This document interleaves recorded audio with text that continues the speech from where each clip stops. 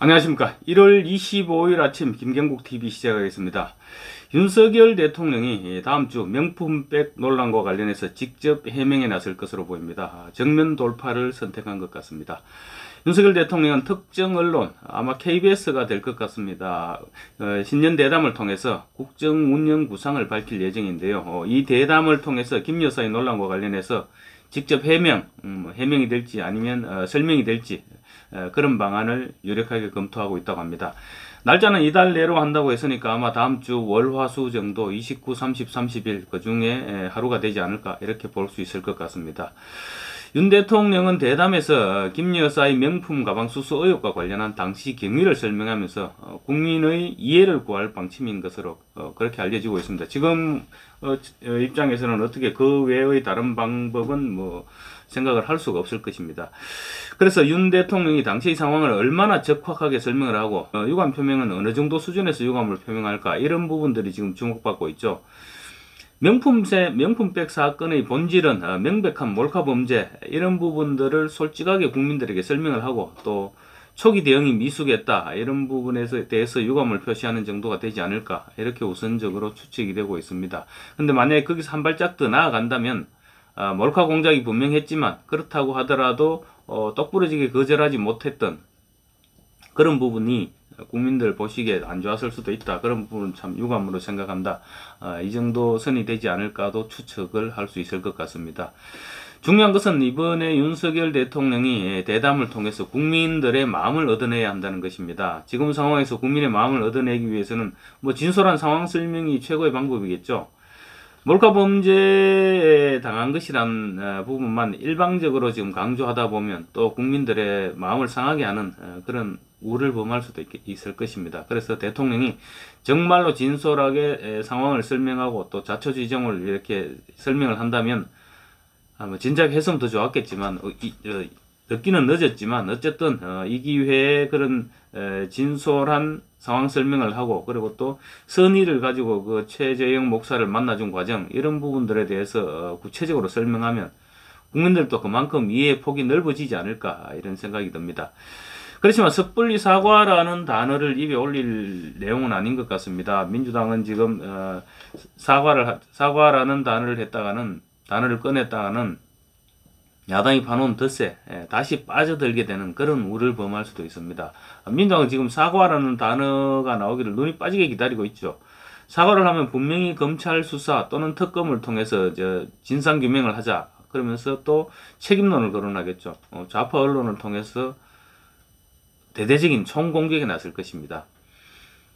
또 윤석열 대통령에게 화살을 돌리면서 여당 내 분열을 유도하고 당연히 대통령 사퇴로까지 사퇴 촉구 그 선으로까지 넘어갈 것입니다. 아마 김건희 명품백 사과를 총선까지 끌고 갈 것이다. 이거는 삼척동자도 알 수 있는 그런 전략이 이미 그렇게 되었습니다. 민주당에 그런 빌미를 주지 않아야 되는데 민주당은 이미 명품백 논란을 최대의 총선 전략으로 삼겠다는 의지가 확고해 보입니다. 윤 대통령의 대담 내용과는 무관하게 이슈를 끌고 나갈 것입니다. 민주당은 이미 검찰 수사 및 처벌을 주장하고 있습니다. 이재명 대표 최고위원회에서 국민들은 법 앞에는 모든 국민이 평등하다는 헌법의 원칙이 지켜지기를 바라는 것이다. 뇌물을 받았으면 수사를 받는 것이 맞다. 범죄를 저질렀으면 수사를 받고 상응하는 처벌을 받아야 된다. 이렇게 주장했습니다. 수사 후 처벌까지 얘기한 것이죠. 근데 이재명 대표가 이렇게 죄를 졌으면 수사받고 처벌받으라, 이런 얘기를 하는 게 참 와닿지는 않습니다. 어쨌거나 정청래 최고위원도 똑같은 얘기를 했습니다. 디올백 수수 사건은 사과로 끝날 전쟁은 아니다. 수입이 있는 곳에 세금이 있듯이 죄 있는 사람에게 처벌이 따라야 한다. 이렇게 가세했습니다. 윤 대통령이 대담을 통해서 민주당의 이 같은 의도를 한방에 차단할 수 있으면 참 좋겠습니다. 그렇지만 현실적으로는 국민들에게 설명하는 것 이외에는 따로 방법이 없을 것 같습니다. 대신 이 같은 논란이 재발되는 것을 막기 위해서 제2부속실을 설치하고, 그리고 또 특별감찰관을 임명하는 그런 제도적 보완 장치를 제시할 가능성이 높아 보입니다. 그렇지만 김 여사가 13살 때 돌아가신 애틋하죠. 그런 선친과의 인연을 이용해서 접근해서 몰래카메라까지 찍은 것은 명백한 정치 공작이자 범죄 행위죠. 김 여사는 명품백을 거절하지 못한 잘못이 있지만 동시에 몰카 촬영의 피해자다. 이런 부분도 분명히 짚고 넘어가야 될 것입니다.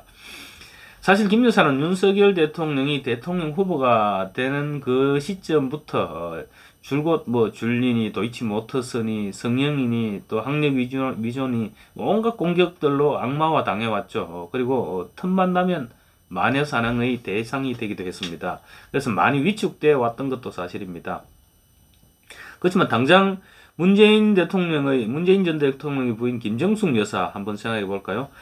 해외 순방에서 문재인 대통령에 앞서서 레드카펫을 밟으면서 팔을 휘저으면서 걸어나갔죠. 온갖 폐물에 샤넬 명품 코트에 또 사치품에 여행에 특활비 관봉권까지 동원해서 옷을 사모은 김정숙 여사, 왜 같은 기준을 적용하지 않습니까? 그 관봉권 특활비로 사모은 옷들은 지금 다 어디 있을까요? 김정숙 씨는 문재인 대통령 재임 기간 온갖 의혹의 대상이었습니다. 심지어 이혼한 딸을 청와대에 데리고 와서 같이 살면서 국민들의 세금을 축내기까지 했습니다. 그런데 왜 한 번도 도마에 오르지 않습니까? 윤석열 대통령이 이번에 입장을 표명하고 나면 이런 부분도 분명히 짚고 넘어가야 되지 않을까, 그런 생각을 해봅니다. 윤석열 대통령의 대담을 전후로 또 김건희 여사가 직접 입장을 밝힐까, 이 부분도 주목받고 있습니다. 그렇지만 윤석열 대통령이 직접 해명하되 김 여사가 일각의 요구처럼 직접 국민 앞에 나서는 그럴 필요까지는 없다고 생각됩니다. 김 여사가 직접 나설 경우 김 여사가 전할 메시지 내용 이런 부분보다는 김 여사 쪽으로 초점이 맞춰지면서 또 다른 공격, 또 다른 악마화 작업 시작될 것이라는 점 충분히 예상할 수 있겠죠. 김 여사는 이미 여당 내에서 사과 요구가 분출되던 지난주 시점에 당의 입장을 전달했다고 지금 보도되고 있습니다. 제 불찰로 일이 커져서 진심으로 죄송하다. 사과를 해서 사안이 해결된다면 1000번이고 10,000번이고 사과를 하고 싶다. 그렇지만 사과를 할 경우 진정성 논란에 또 책임론까지 거론되면서 이슈가 불붙듯 커질 가능성이 높다. 이런 우려를 전했다고 합니다. 그러면서 과거 대선 당시 학력 위조 논란이 불거졌을 때 그때 김건희 여사 사과를 했죠. 근데 사과를 하고 난 뒤에 오히려 윤석열 후보의 지지율이 더 폭락했다. 그런 점을 예로 들면서 최종적으로 당에서 결정하면 따르겠다, 이렇게 전해놓은 상태라고 합니다. 윤 대통령이 이번에 대담을 통해서 입장을 표명하고 나면 당에서 그렇다고 다시 김 여사가 직접 입장을 표명해라 이렇게 요구하지는 않겠죠. 자, 이제 왜 지금 시점에서 윤 대통령이 직접 해명에 나서게 됐을까, 이 부분을 한번 생각해 보겠습니다. 윤 대통령은 원래는 기자회견이나 이런 방식을 통해서 설명하는 방안도 검토를 했었다고 합니다. 그런데 지난주에 당에서 앙트와네트니 이런 쪽과 비교하면서 너무 심각하게 사태가 비화돼 버리니까 그럴 기회를 놓쳤다고 합니다. 어쨌든 지금 또 여당 내에서 아직은 사과를 요구하는 목소리가 잦아들지 않고 있죠.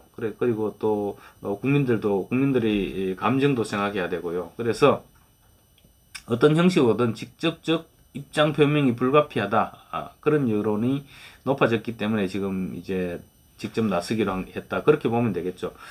마리 앙뚜아네트까지 동원됐습니다. 그 정도로 이미 폭발적으로 불이 붙어서 더 이상 침묵으로는 진화가 불가능해졌다, 그렇게 판단했을 수밖에 없죠. 그래서 정면 대응에 나섰다고 보면 될 것 같습니다.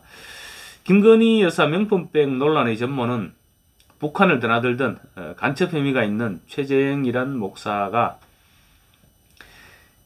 좌파 유튜버, 서울의 소리 좌파 유튜버와 손을 잡고 김건희 악마화 내지 마녀화 사냥에 나섰던 것, 그것이 출발점이었습니다. 13살 때 돌아가신 선친을 들먹이면서 찾아온 최재형 목사, 매몰차게 뿌리치지 못한 김 여사가 올감에 걸려들었죠. 이 좌파 유튜버는 그런데 무려 1년 넘게 이 몰카 영상을 가지고 활용할 방안을 강구했습니다. 그러고 있다가 이번에 총선에 활용하자면서 터뜨린 것입니다. 그렇다면 대통령실에서는 그동안 뭐 했나, 이런 지적 대통령실 아프게 들어야 될 것입니다. 아마 대통령실 입장에서 추측하자면 이 부분을 건드리게 되면 또다시 김건희 여사에 대한 악마화가 시작될 것이고, 그래서 대응을 머뭇거렸을 것이고, 그러다 보니 타이밍을 놓쳤고 결국 사태가 이 지경으로까지 이르게 되지 않았느냐, 이렇게 생각해 볼 수 있을 것 같습니다. 우려되는 것은 윤 대통령의 입장 표명이 또 다른 논란의 시작이, 논란의 불씨가 될 가능성이 있다는 점입니다. 그래서 이 부분을 현명하고 슬기롭게 대처를 해야 되는데, 야당에서는 설명지를 앞두고 억지로라도 불씨를 만들어 나갈 것입니다. 그래서 조그마한 빌미도 제공해서는 안 됩니다. 그래서 이번에는 대담정 국민의힘과도 어느 정도 조율하는 것이 어떨까, 이런 생각을 해봅니다.